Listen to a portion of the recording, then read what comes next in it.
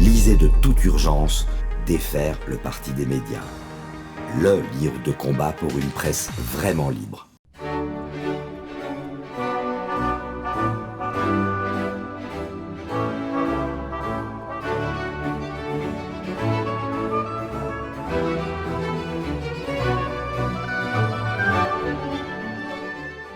Le parti Les Républicains n'en finit pas de s'écrouler. De traîtrise en traîtrise, de contradiction en contradiction, de mensonge en mensonge, d'invraisemblance en invraisemblance, ce parti nous a tout fait depuis des années et en a payé durement le prix au moment des présidentielles puisque sa championne, l'inénarrable Valérie Pécresse, a réalisé le score foudroyant que nous lui connaissons, un bon gros 4%. Ce parti moribond a-t-il encore un avenir? Oui, apparemment. Il possède un nombre d'élus non négligeable au Sénat, à l'Assemblée nationale, en région, et certains de ses cadres et dirigeants sont objectivement de qualité, comme par exemple un Laurent Wauquiez. Cela dit, la trahison et le retournement de veste font tellement partie de son ADN que l'on peut légitimement se demander s'il ne serait pas préférable qu'il meure une bonne fois pour toutes. Lorsque l'on regarde par exemple ce qui s'est passé à l'Assemblée nationale concernant l'élection du tout-puissant président de la Commission des finances, l'on ne peut qu'être atterré par la position du parti Les Républicains. Le Rassemblement national proposait un candidat très sérieux, de grande envergure, qui devait légitimement présider cette commission, puisque le RN est le premier parti d'opposition. Mais Charles de Courson, LR jusqu'au bout des ongles, s'est débrouillé pour faire élire Coquerel, le grand mélenchoniste devant l'éternel, peut-être tripatouilleur impénitent de la gente féminine, représentant le parti LFI, dont le programme économique mettrait la France à genoux s'il était appliqué. J'ai donc appelé ma tante Gertrude, ma conseillère politique préférée, pour avoir son avis. Mon petit gars, qu'elle m'a dit la tata, c'est quand même bizarre que tu sois stupide à ce point. Mais tout est clair, tout est limpide. Une partie des Républicains a une devise simple, participer au pouvoir à n'importe quel prix. Les LR savent parfaitement que le programme du Rassemblement national correspond à celui du RPR d'autrefois et que le Rassemblement national est parfaitement fréquentable. Mais ils savent parfaitement qu'il faut continuer de présenter le Rassemblement national comme un parti extrême, à connotation fascisante. De même, les LR savent parfaitement que le parti de Mélenchon est objectivement d'extrême gauche et qu'il y a très peu de points communs entre eux. Mais les LR savent aussi parfaitement qu'il y a plus à gagner du côté des mélenchonistes, parfaitement acceptés par la classe politique, plutôt que du côté du Rassemblement national, parfaitement ostracisé par la même classe politique. Donc, mon petit gars, il faut que ta cervelle de moineau comprenne une bonne fois pour toutes que les Républicains donneront des gages du côté gauche pour grappiller des miettes de pouvoir. Je te quitte, car ma soupe à la sauterelle verte est en train de refroidir. Et elle a raccroché sèchement, oubliant évidemment de me dire au revoir. Celle-là, un jour, je vais me la cogner. Cela dit, la tata n'a pas tort. Les Républicains restent pour le moment une malédiction française qui a démarré avec Chirac. S'ils meurent, j'assisterai à leur enterrement avec une coupe de champagne à la main. Je vous souhaite une très bonne soirée.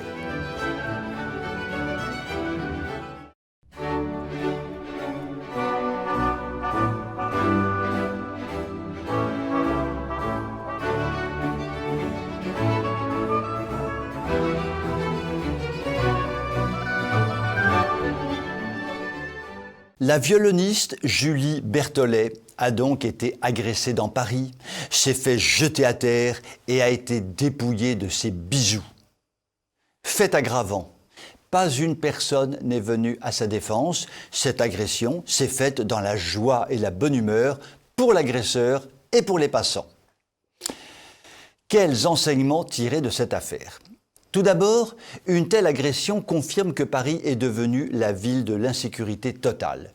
Il n'est pas bon de se promener dans Paris de jour comme de nuit, et surtout pour la gente féminine, victime toute désignée pour les malfaiteurs de tout poil. Ensuite, il n'est pas neutre de savoir que Julie notre violoniste professionnel, a trouvé bon et opportun de jouer du violon au profit des immigrés. En clair, et disons-le simplement, elle est immigrationniste. Elle s'est fait attaquer et dévaliser par des gens dont elle se félicite de leur venue en France au moyen de sa musique. Nous sommes dans la même situation que Bernard Tapie, tabassé dans son domicile par des Africains cambrioleurs et expliquant aux Africains en question qu'il avait toujours agi en leur faveur, ce à quoi les Africains avaient répondu qu'ils n'en avaient rien à cirer. L'on ne peut à la fois vouloir faire venir des immigrés tout en refusant à ces derniers de faire ce qu'ils ont envie de faire. Non mais des fois, faut être logique quand même, mince quoi. Troisième point, et non des moindres, Julie a été dévalisée et maltraitée dans le silence assourdissant de tous ceux qui passaient à côté d'elle sans rien faire. Et cela est finalement ce qu'il y a de plus inquiétant dans cette histoire. Un nombre considérable de Français dans les rues, dans les trains, dans les métros ou ailleurs laissent des personnes se faire agresser sans qu'ils lèvent le petit doigt. Notre société est devenue celle de la peur, de l'indifférence, de la soumission, et il semble que ces trois caractéristiques s'aggravent d'année en année. Revenons à notre Julie, notre chère violoniste. Elle a déclaré vouloir partir en Suisse. Très bien. Elle pourrait aussi utilement s'installer en Hongrie, pays dans lequel il n'y a pas la moindre violence envers les personnes. Elle ne le fera sans doute pas, car le président de la Hongrie est un homme infréquentable, puisqu'il protège son pays de l'immigration et que son pays recueille les bons fruits de sa politique. Julie, en dépit de sa mésaventure, restera sûrement immigrationniste, mais cette fois bien au chaud en Suisse, pays qui protège un peu mieux ses habitants que la France. Je vous souhaite une très bonne soirée.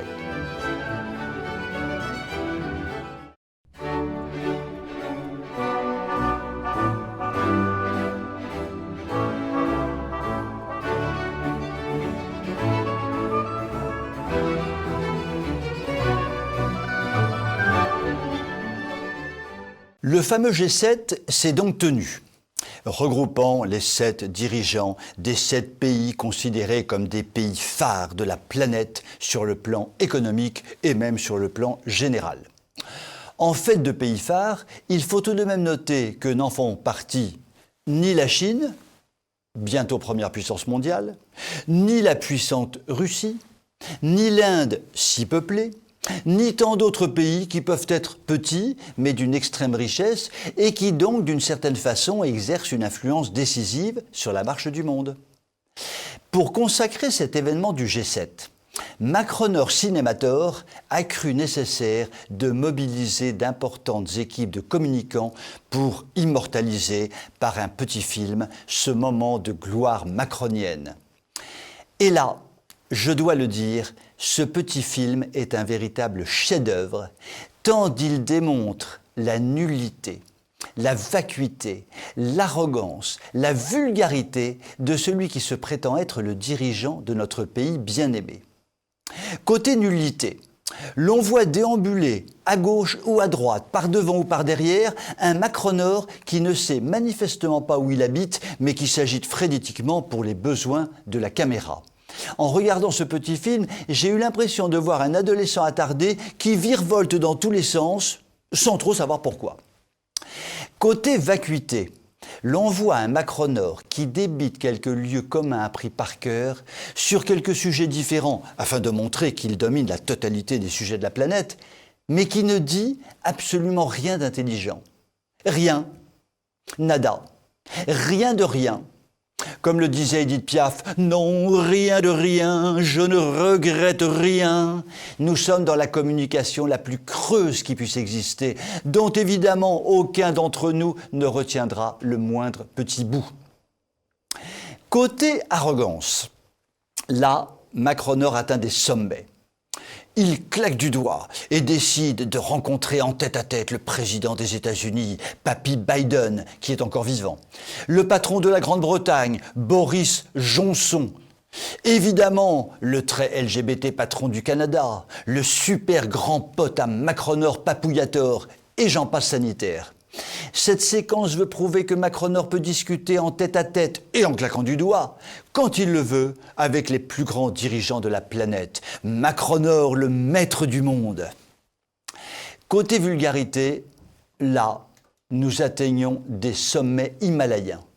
Macronor tutoie tout le monde, papouille tout le monde, plaisante avec tout le monde et rigole comme un fou avec tout le monde, tout cela avec une attitude physique, avec des mots employés, avec une gestuelle d'une extraordinaire vulgarité. Manifestement, il est aussi fait pour être président de la République que je suis fait pour être sultan de Turquie. Et encore, moi, en sultan de Turquie, pourquoi pas ? De ce petit film débilitant, nous ne pouvons qu'en tirer un sentiment de honte pour la France et nous ne pouvons qu'espérer que les 5 prochaines années passent le plus vite possible. Je vous souhaite une très bonne soirée.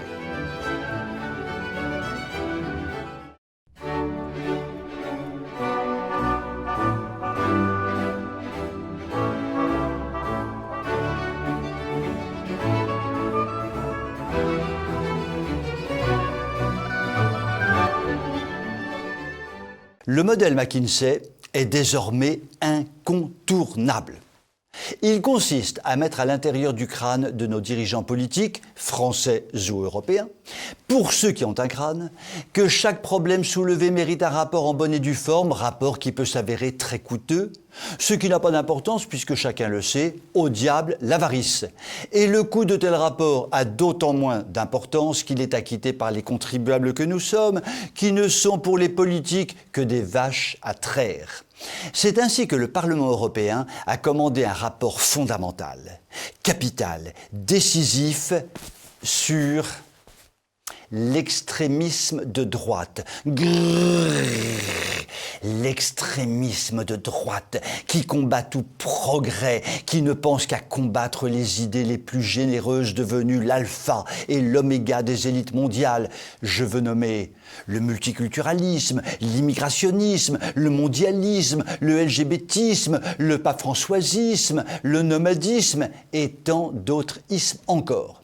Il fallait donc un rapport sur le danger de l'extrémisme de droite. Le rapport est sorti et épingle évidemment le monde de la résistance qui s'oppose au délire de tous les ismes que je viens d'évoquer. Les partis ou associations sont nommément désignés à la vindicte des parlementaires européens.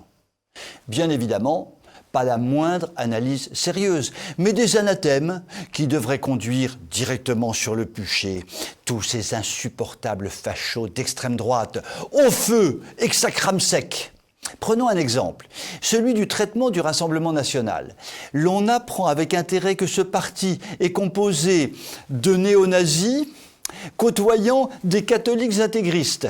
Bigre de bougre, c'est quand même la guigne. Les fachos viennent de remporter 89 sièges à l'Assemblée nationale. Au secours, démocratie en danger. Bien. Heureusement, Macronor, dictateur, exterminateur, veille au grain. Par exemple, il a proposé un poste de ministre au patron des communistes français, les 10 communistes étant affiliés aux communistes mondiaux, simplement responsables de la mort d'une centaine de millions de personnes au moins. Ce qui est une bonne chose sûrement, puisqu'il s'agissait sûrement de supprimer de la planète une centaine de millions de fascistes. D'où la question suivante, tout à fait importante. Puisque 20% des Français ont voté pour le Front National, ne faudrait-il pas que les communistes français, avec Macronor, terminent le travail en France en les faisant mourir dans des goulags ouverts, dans les Cévennes par exemple, ou sur le plateau des Mille Vaches? Cela ferait quelques millions de fachos en moins. Je demande à l'extrême gauche d'y réfléchir sérieusement. Je vous souhaite une très bonne soirée.